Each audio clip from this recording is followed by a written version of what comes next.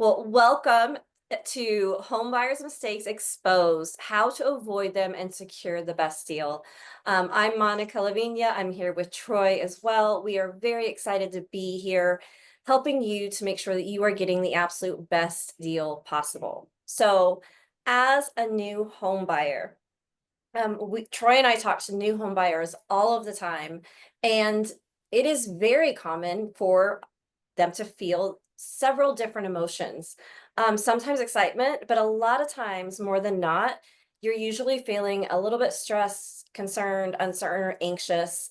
Mel, give me a one in the chat if you've been through this and you're kind of feeling those, that, yep, I feel that makes sense. I've felt at least one of those emotions at some point in time. There you go. I agree.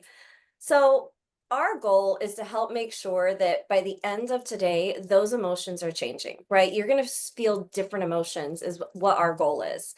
So we'll go through who we are. We got some quick client testimonials. The majority of what we're going to be talking about today really are those mistakes to avoid.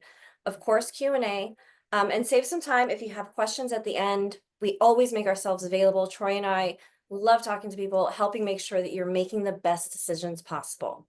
So with that said, let's go ahead and give you a little bit. I know I introduced myself at the beginning, Monica Lavinia. I'm an agent here in sunny Phoenix, Arizona, which is why I'm in that bright dress today.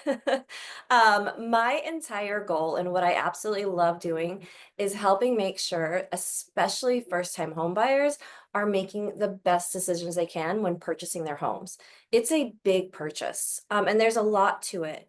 And my goal isn't just making sure that you're making the right decision for right now. It's really making sure, understanding your goals, what it is you're trying to accomplish, and that we're setting you up for the best next purchase as well, right? Remember, first time home. You're going to buy some more later. Troy, I'm going to go ahead and pass it to you and let you introduce yourself. Yeah, hey Mel. My name is Troy Pierkenstead. I'm actually licensed in California. I don't know if you're looking to purchase in California or if you're going to be moving into Arizona at some point in time, but I'm licensed in 5 different states. And like Monica, our goal is really to help educate not only first-time home buyers, but even home buyers that have been through the process in the past. Um, I equate the first-time home buyer process kind of like getting married, right? All this excitement, all this preparation, and then all of a sudden it's over, right? And it's kind of a blur. And so our goal is really to, help take the stress and relieve the anxiety out of this whole process and make you feel comfortable with the entire process, explaining everything along the way, educating you along the way, and answering any questions that may come up during either the real estate side of things or the lending side of things. So that's our ultimate goal is to, we're not putting pressure on anybody to make any decisions today, but rather to, help educate. So when the time does come, you're that much more prepared than, you were when you first started. And it's always good as well to look at how people interact and what the type of person they are. So it's important. We're not going to spend a ton of time on these reviews. I do like to call out the fact that this particular one was a relocation. So this was a first-time home buyer moving to Arizona, and Troy was able to deliver outstanding service. So kudos to Troy for this one. And then I also talk about the importance of who you're speaking with and who you're using as an agent. It's good to have somebody who plays well with others, right? So don't just look at the reviews from customers, also look at how does the person react and how do they interact with other people, right? So that's a little bit about us. Let's go ahead. We're not going to spend a ton of time. Let's jump straight into it. So I'm going to give a big picture first of the home buying process. The steps, there's four when you break it down into the most simple. First and foremost, come to class, learn everything you need to know. It's a little bit of a joke, but at the same time, you're showing interest and curiosity. So you're looking for the information. That's the first step. Next step would be get a pre-approval, go house hunting, and then finally you get to move in. So 1, 2, 3, 4. Along the way, there's a lot of mistakes that have happened, especially for first-time home buyers. And so we see these happen day after day, time after time. And our goal, again, is not to really just to make sure that you have the information and that you are making the most informed decisions possible. So with that being said, the mistake number one, and this happens so many times, you guys, waiting for the one before getting prepared. And so, what do we mean by that? Well, so many times, first time home buyers, because it does seem like a lot and very overwhelming, you want to find the house first, right? And you want to find the house, and then you're going to go talk to the loan officer, talk to your agent, and get all the things lined up. Well, what happens is that one, while you were busy trying to get all that stuff together, is probably walking out the door with somebody else because they had all their stuff prepared and ready to go beforehand. So, um, we're not talking about the pre-approval, right? This happens pre-approval. This happens right now when you're in the middle of thinking about it, whether it's 6 months or a year from now. You want to make sure you are not waiting. Troy, I know this is one, oops, I went too quick. Let me go back one slide. Uh, this is one that's near and dear to your heart as well. So from your perspective, why is it so important that people don't wait to talk to an expert? Yeah, I actually encourage potential buyers to talk to a loan officer or a mortgage broker ahead of time. And the reason being is because, a big chunk of buying a home relies on a borrower's credit. And when we can take a look at someone's credit report, if they're 3 months or 6 months or even 9 months out from potentially buying a home, that gives us a lot of time to help prepare and put them in a better position to help repair and to increase their credit score. So when it does come time to purchase, they're going to be in a much, much better position than if they would have waited and then got kind of blindsided with, not everybody monitors their credit. And so there are people that are blindsided and said, hey, I thought I had a 740 credit score and it came back at a 670, right? It's not uncommon. So earlier the better. There's no obligation. We're here to help. And I mean, it's just such a simple process and a way for you to be able to gain some additional understanding and prepare yourself for what's coming up in the future. You got it. And another thing that's really important to know as well, and this just happened to one of my buyers recently, it's good to know ahead of time about what grants may be available for you. This could be its own entire section alone, and we're not going to go too deep into this. But this is again, I recently was able to help a buyer where the lender was able to give an extra $2,000 grant that doesn't have to be repaid. So again, experts like Troy are going to be the people that you're going to want to talk to find out what is available, because that's going to depend, again, that's going to add more buying power for you, right? You're going to be able to do more with what your goals are trying to be. So always have those conversations and have them early, right? The sooner the better. Troy, would you agree? 100%. You got it.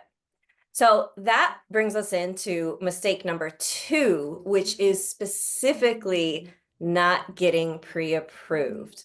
So I again, so many stories. I don't want to go down those roads because I could forever.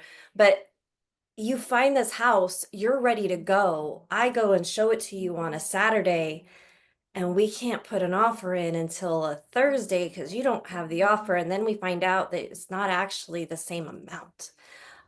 So it's a situation where you're losing your ability, your negotiating power, and you're losing your credibility as that strong, qualified buyer. Again, Troy, I'm going to pass it to you because this is your expertise as far as what that loan pre-qualification is. So can you help us understand what's the difference between this pre-qual and that conversation maybe they had with you 6 or 7 months ago? Yeah, so the pre-qualification is really dialing everything in, right? We're gonna, hopefully if you had credit issues, 6 months ago, we've been able to make some improvements. We run a new soft credit check, and lo and behold, I mean, I'll give you two quick stories. I put two people through credit repair. Their scores went up 100 points in 3 months, right? They went from not being buyers to now being buyers and super excited that they can actually qualify. So that's the power of getting started early. So credit is a big component of this. Your income, collecting all your income documentation so we can calculate, how much money you make. And then figuring out how much you have as far as assets, so money in the bank, 401k, possibly getting gift money from a family member, or using something like down payment assistance or grants. And then the liabilities piece is anything that shows up on your credit report. It doesn't matter what the balance is. I don't care if it's a $20,000 balance. What I look at is what the minimum monthly payment is on that debt. And that's what we use to help qualify. So this is where you're getting all the information over, right?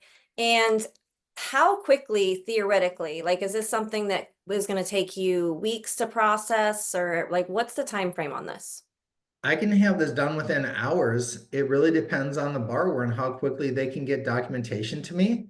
So hypothetically, you go out and look at a home with Monica in the morning and we collect documentation. I can have you pre-qualified by early afternoon, late morning. Got It it. doesn't take a long time. So, I'm dedicated to really helping out the first-time home buyers as Monica is, and making sure that we can put you in the best possible position to be a strong contender when it comes to making that offer on a home. You got it. So Troy collects all this information. You submit everything you need over. Here's the why, right? Because I always like to make sure people understand the why behind it, because it is a lot of information that you're going to be collecting, and there's probably going to be more than one time that you're going to be asked for information. But the why for this is it gives you that confidence of really knowing, okay, I can go up to this amount. Now, that's not that you have to, but you have that strong knowledge of knowing this is where I'm comfortable at, that $350,000, my payment will be here. I know it. I feel good. It increases your bargaining power specifically with that seller, because I, as the agent or whoever your agent is, can go to the other listing agent and say, look, I have a qualified buyer. He's gone through, we know the credit, we know the income, we know the assets, liabilities. They are qualified, and this is a strong offer. The last two really helping, making sure you know what what your monthly payment is, goes that confidence again. The last one is identifying the needs and the goals, right? There's lots of different loan programs, which is what we're going to look at in just a moment. But this pre-qualification conversation, that's when you determine the loan type. So what type of loan you're going to get into. When we look at pre-quals, right, it's a process. There's a lot that happens. It is not necessarily one misconception I'm going to put out right now is that it's a one and done process, right? I submit everything today and I'm done, and I don't need to worry about anything for the next 30 days. That is absolutely not true. So for the next 30, 45 days, whenever you're closing escrow, right? So whenever the end of that contract, you want to make sure the items on the left are things that you maintain doing. First and foremost, stay educated. Call if you have any questions ever. I know myself, I can't speak for other people. I know myself and I know Troy, we answer those phones and we make sure you give you what you need. Um, the theme on the rest of it, I'm not going to read each one, but the theme is continue, continue, continue, keep, right? It's that consistency. Troy, will you help everybody understand again from that mortgage perspective, why are all these dues so important? Yeah, so when we run credit, it's a snapshot of your financial profile, if you will. And so when things start to change, people switching jobs or people quitting jobs or people going out and applying for new credit, all of that stuff is going to get scrutinized. It's never going to be brushed under the rug. It's going to come out in the laundry, if you will. And so making sure that when you get serious about buying a home, keeping everything the same, continue paying your bills. Don't apply for new credit. Don't go out there and look for that new car to park in the new garage of the new home that you're going to be purchasing. Don't go out there and apply for 12 months, same as cash for, a house full of furniture. That stuff will ultimately hurt you in your qualifying. So that can all wait until after you close. Once you close, whatever you decide to do is what you decide to do. But during the process, keeping everything the same is vitally important.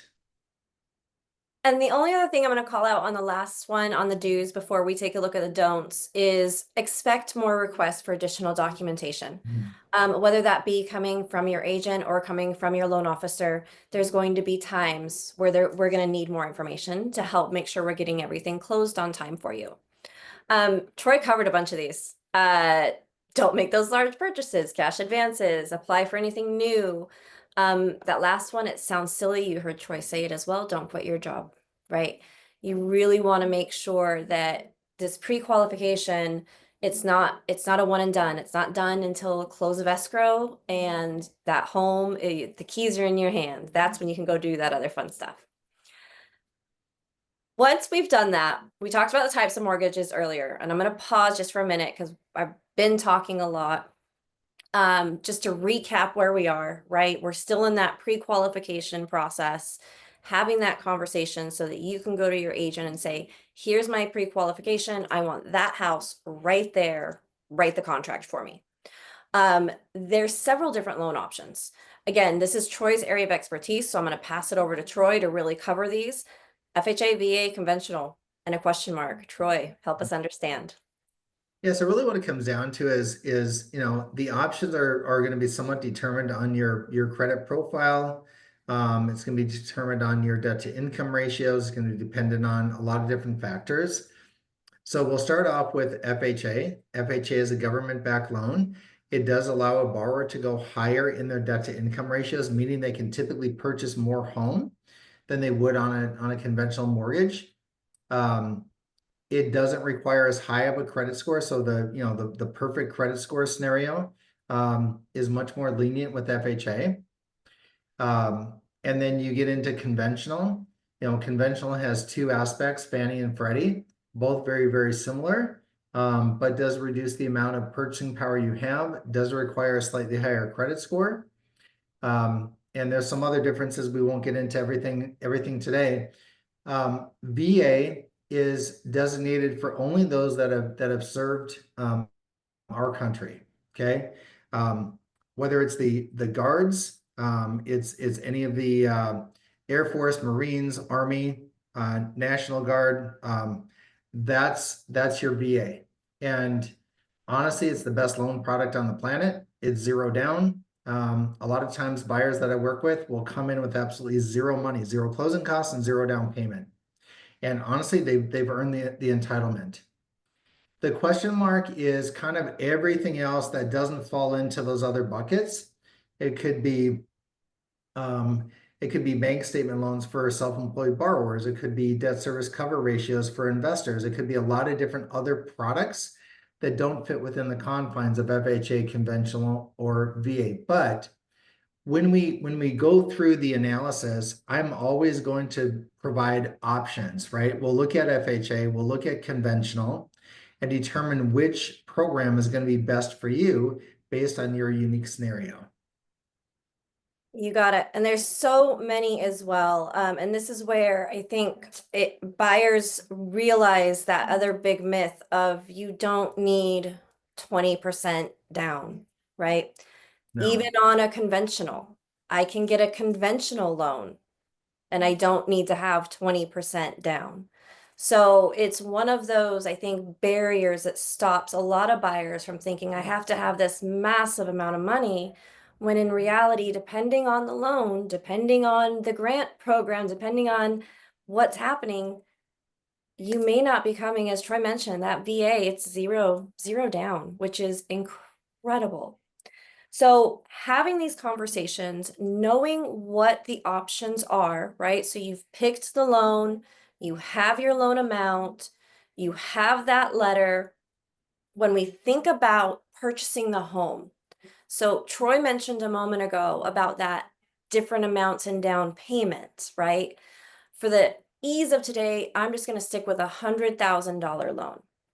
If I'm going to do $100,000 loan, and I'm doing a 5% down conventional loan, that means I need to put $5,000 towards the purchase price of that home, right? So that's my down payment.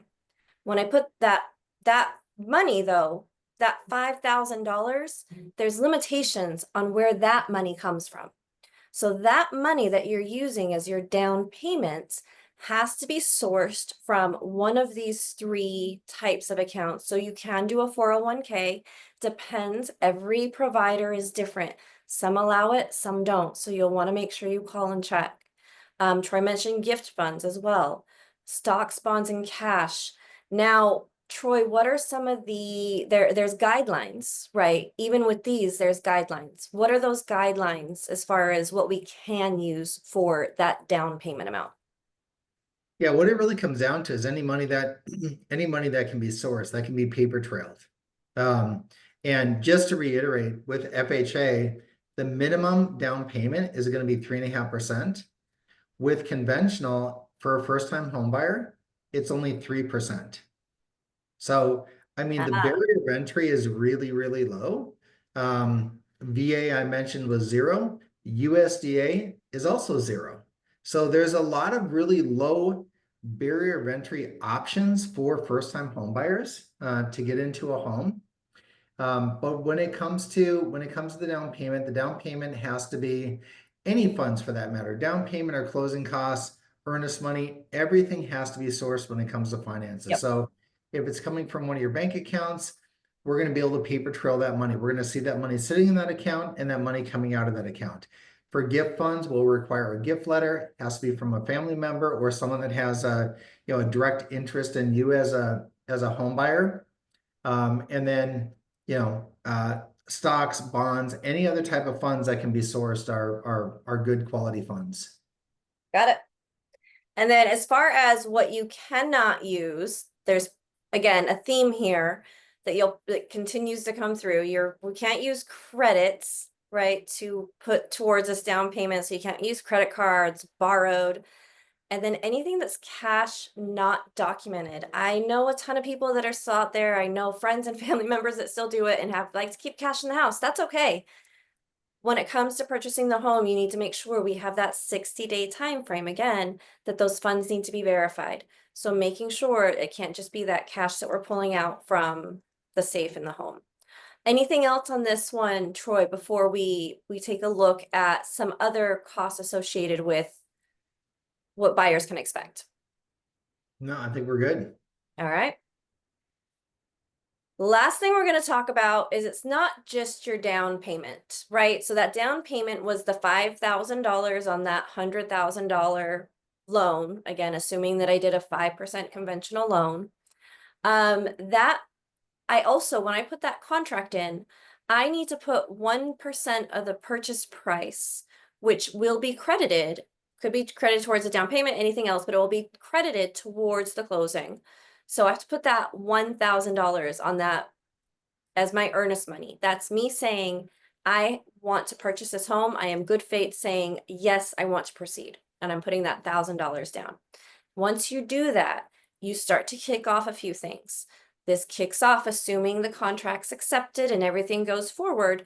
You're going to have to do the appraisal, home inspection, termite pests. There's a laundry list of some other things your agent might recommend that you do as well, depending on the home, depending on the age, the location, lots of variations.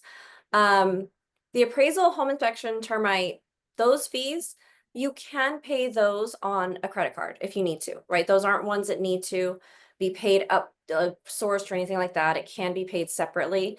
Troy, I know on average, these usually range, I can plan 800 to 1,000-ish dollars. Would you agree? Yeah, it Depending really on the depends on the area. property, the Yeah, size of the property. So anywhere, I'd say probably 800 to 1,200 bucks, but yeah, probably somewhere closer to 1,000 bucks on average. you got it.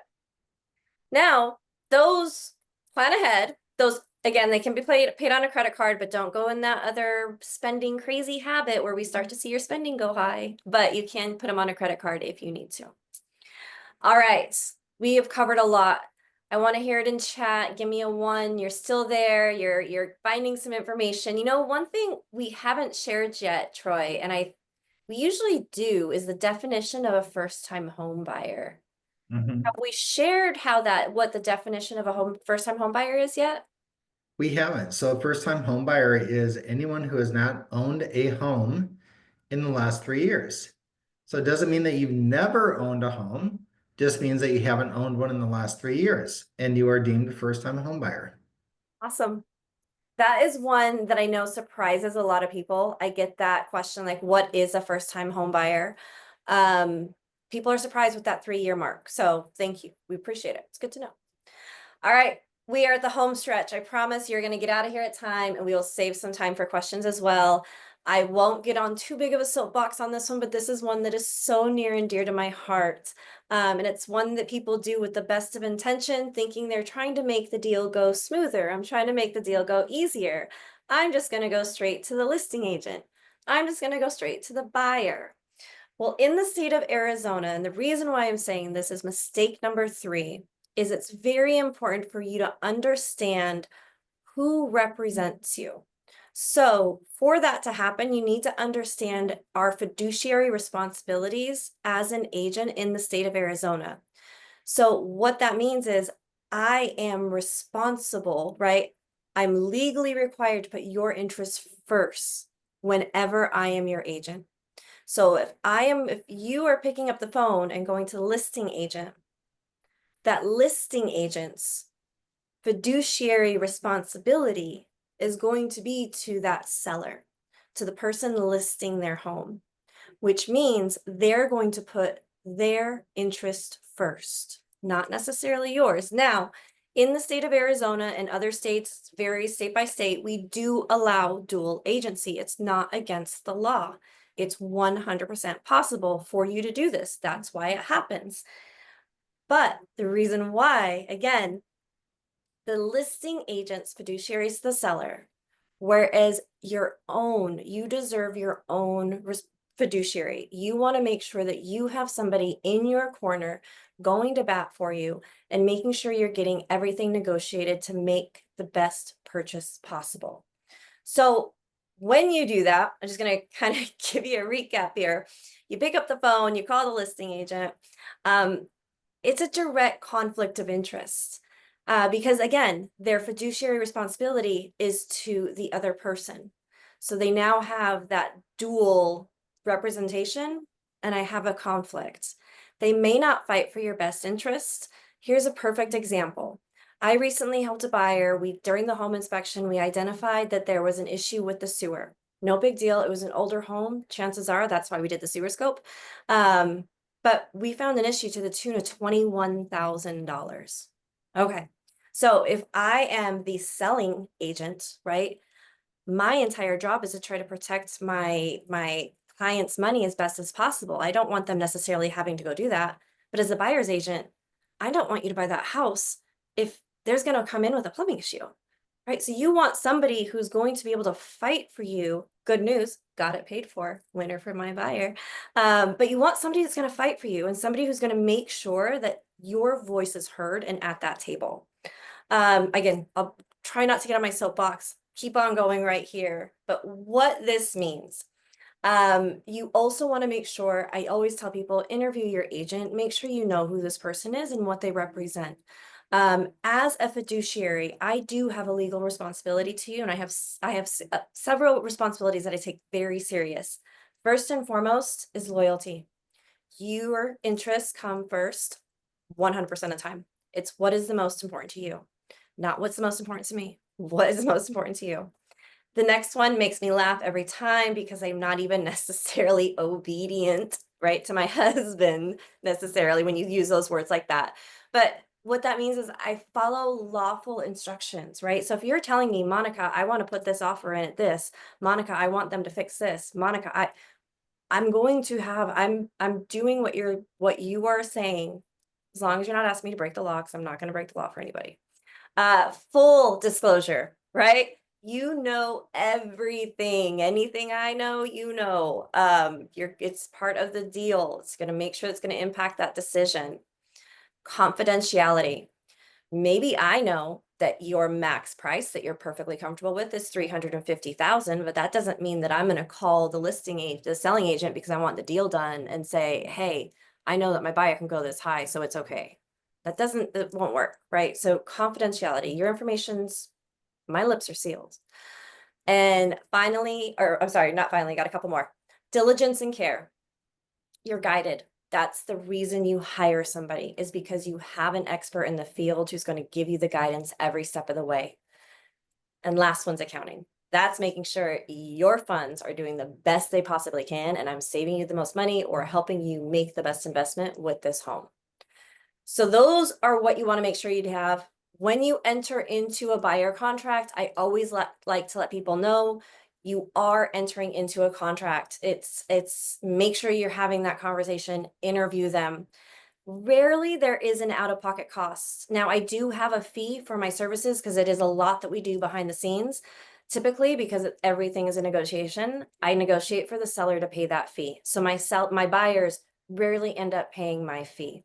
But you have that strong negotiator who's going to not just fight for that, but fight for a $21,000 plumbing repair so that you're not the one coming in after the fact a month later finding out, oh no, what's going on? Don't sign blindly. I only have this up here for the simple purpose of pointing out that before you sign, there's 108 lines. You sign on line, I'm sorry, 107 lines because you sign on line 108. Make sure you read it, make sure you understand it, make sure you interview them. Off my soapbox. And on to mistake number 4, which is skipping the home inspection. Troy, I know this is another one. Sometimes you can and sometimes you can't. Some loans, you're not able to skip a home inspection. But there are times when a buyer might think they want to skip a home inspection. But really, Troy, why would you say they shouldn't be skipping out on this? Well, I think that I mean, not everybody is an expert in every aspect of a home, whether it's roofing, it's plumbing, it's electrical, it's foundation. There's a lot of aspects that go into a home. So whether it's an existing home that could be a couple years old or decades years old, or it could be a brand new home for that matter. Yeah. At the end of the day, there is no perfect home. It may look pretty, it may smell nice, but there may be issues. And a home inspector's job is really to find fault with that home, and they will. Yep. Even brand new homes have issues. So I always recommend getting a home inspection because it going into it what you're getting. Any future repair costs that are not necessarily need to be done today, but should be done in the future as maintenance type repairs. Because at the end of the day, just like an auto or just like us as people, we need to take care of ourselves and we need to make sure that our home is being maintained in the same manner. So, in my Yeah. opinion, a home inspection is, I don't want to say mandatory, but it's an invaluable bit of information that you're going to gather once it's done. Yep. And it depends too. I'm not familiar. I know we have people from, I know California is on the phone. I'm not as familiar with California and the different inspections you should get, but it's not just the home inspection. In the state of Arizona specifically, you're going to want to make sure that you get a termite inspection. Depending on the age of the home, you're going to want to get a sewer scope. And maybe if there's a tree in the front yard, right? It depending on the tree, because again, last thing you want is that tree root to be messing up your sewer lines. And in the state of Arizona, the homeowner is responsible for the sewer lines from the street to the house. So you want to make sure that everything's in great condition. The other thing I like to just give first-time buyers the heads up on is remember the inspector's entire job is to find what's wrong. No house is perfect. No house is pretty, like perfectly pretty. Every house has issues. Every home is going to have it. And again, the inspector's entire job, because they're there to do it to protect you, is to find all of those mistakes. So sometimes it can be overwhelming when you see this. Again, look at it as far as what are the ones that are going to cost you those big ticket items, right? Sewer, water heater, air conditioning, roof. Those are the big ones. Where are those prices at? What's going on there? A roof inspection is another one, not always included in the individual home inspection. Sometimes you have to get a separate roof inspection. So just keep in mind, have these conversations again with your agent when you are scheduling these inspections. You do have in Arizona, again, 10 days to get this done. So this is our due diligence to make sure everything is ready and prepared before we move forward with this contract. That protects your earnest money from losing out on anything in your earnest money. All right, mistake number 5, and this is the last one, and then we're going to open it up again, see if you have some questions. Not understanding your HOA, or otherwise known as our CCNRs, which are covenants, conditions, and restrictions. You guys, I have it up here, but it is 100% true. The HOA makes the rules. Hard stop. It's right there. So you're gonna want to know what the rules of your community are before you move into this community, right? So you will get access to this information ahead of time, but you want to know because an HOA can impact how you use your home. For example, maybe you have an RV that you plan on keeping in front of your home, in front of the RV gate. HOA may not like that. It might have to be a behind. They could control the color of your home. When they find a violation, you'll get a ticket, right? And those fees can add up fast. And depending on if you pay or not, can turn into pretty significant lawyer fees as well. The one on the bottom left, Troy, can you help us understand that one a little bit more? How can the HOA affect your loan approval? Yes, I mean, HOAs are going to vary in cost. I mean, obviously you go from, maybe a community that has no HOA, right? Everybody takes care of their home, or maybe they don't. I don't know. But you could have an HOA fee from anywhere from, $20 a month up to hundreds of dollars a month. And so, even though the HOA fee isn't part of your mortgage payment, it is factored into your overall qualifying housing ratios. So an HOA can actually have an impact on your ability to qualify, depending on, again, where your debt to income ratios are. Yeah. How is it in California? Let's put it in the chat. Do you know, Mel, how are the HOAs? You know, does your area, I know I used to live in the LA-ish area, and yes, there were lots of HOAs down by where I was at, but different parts of California are different. So HOAs are very common in the state of Arizona. So it's something that you just want to know ahead of time.